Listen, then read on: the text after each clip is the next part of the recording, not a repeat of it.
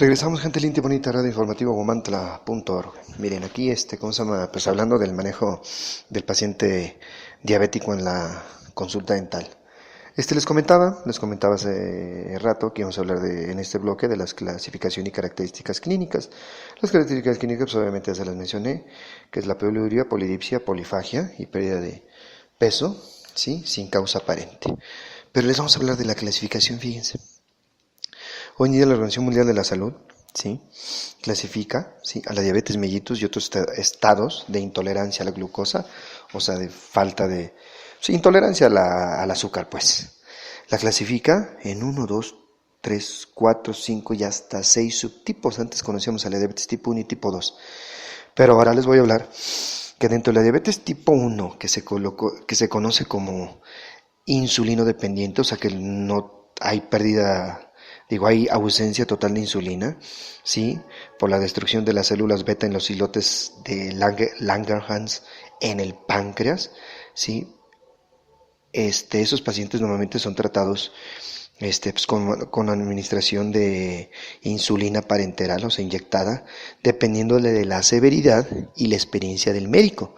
No me corresponde a mí tratarlo, pero sí me corresponde como médico especialista u odontólogo conocerlo. Las dosis y el tipo de insulina empleados pues serán competencia del médico. La acción rápida, intermedia y prolongada también es algo que el médico pues obviamente tiene que valorar y ejecutar.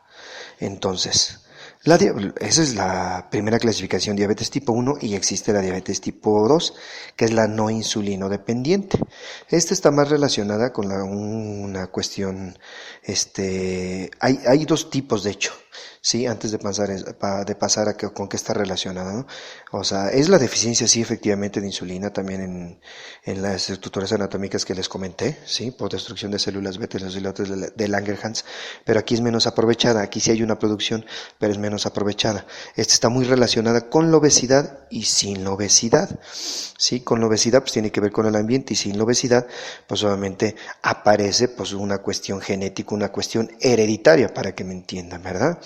Entonces, pues la diabetes mellitus también tiene otro tipo de clasificación, aparte de diabetes mellitus tipo 1, insulino dependiente o dependientes de insulina, la diabetes tipo 2, que no son dependientes de insulina. Hay otra diabetes que es la diabetes secundaria. Esta es debida a otras condiciones o síndromes, como una enfermedad pancreática, una enfermedad en el páncreas, una enfermedad de algunas hormonas o algunos fármacos como los corticosteroides que ocasionan que se eleve el azúcar o la glucosa en sangre. Existe otra que es la intolerancia a la glucosa, que es un estado metabólico a la mitad intermedio entre la glucosa normal y la diabetes mellitus. O sea, el paciente no tiene esa capacidad de metabolizar tan fácilmente el azúcar, ¿verdad? También esta está relacionada con la obesidad o sin obesidad. La diabetes mellitus gestacional es otro tipo de clasificación, que es una intolerancia al azúcar manifestada durante el embarazo, durante la gestación, pudiendo ser pasajera o exacerbarse, o sea, agravarse a diabetes mellitus, sí, oculta, y la paciente no puede recuperarse. Normalmente es pasajera, ¿verdad? Hay otra, ¿cómo se llama? Pues apartado que tiene que ver con las anomalías de la tolerancia al azúcar, ¿sí? Y ¿cómo se llama? Y el riesgo potencial de anomalías a la tolerancia al azúcar también, ¿verdad? Esas dos van aunadas. Entonces, dentro de la clasificación de la diabetes mellitus, tenemos tipo 1, tipo 2, tipo 1 dependen de insulina, tipo 2 no dependen de insulina, con obesidad y sin obesidad, ¿sí? Diabetes mellitus secundaria, relacionada con síndromes como la enfermedad pancreática hormonal y algunos fármacos. La intolerancia a la glucosa, ¿verdad?, con obesidad y sin obesidad. Diabetes mellitus gestacional y algunas otras anomalías, sí, de la tolerancia al azúcar, a la glucosa. Entonces, si nos damos cuenta, son varias el tipo de diabetes que existen, y antes solo conocíamos dos, ¿verdad? Entonces, ¿cómo se llama? Pues prácticamente es más común, sí, efectivamente, la tipo 1 y la tipo 2. Sí, la tipo 1, pues obviamente les comento, no es una destrucción de las células beta, sí, en los islotes de Langerhans del páncreas, lo cual, sí, pues es de etiología desconocida, sí, tiene que ver más que nada con lo genético, y ¿cómo se llama? Y pues obviamente produce una disminución total de la insulina, lo cual se tiene que administrar, pues, por inyección por vía parenteral para para que esa insulina pues regule el azúcar, porque si no lo contrario, cifras mayores de azúcar en el organismo, pues obviamente los tejidos van a deteriorar y van a ¿cómo se llama? Y el paciente pues va a tener mayor problemas renales, de la vista, bucales, etc, etc, ¿verdad? Está quedando claro esto, pues obviamente, ¿cómo se llama?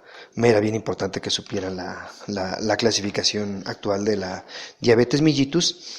Y también les voy a mencionar ahorita, pues en este apartado, antes de irnos a otro corte, los tipos de medicamento que vamos a encontrar, ¿verdad? Se dividen en tres principalmente los medicamentos que se utilizan para la diabetes, que son las sulfonilureas, sí, que son medicamentos que disminuyen el nivel de glucosa, las biguanidas, sí, que son medicamentos que coadyuvan, sí, al metabolismo, sí, o sea, a la formación de esa insulina, y hay otros que simple y sencillamente son, sí, inhibidores de la absorción de el azúcar, o sea, le evitan que el azúcar sea absorbida en el organismo, ¿verdad? Dentro de los medicamentos, ¿sí?, que disminuyen el azúcar, encontramos la famosa tolbutamida, clorpopamida, es muy común, glibenclamida, es muy común que ustedes las conozcan, ¿verdad?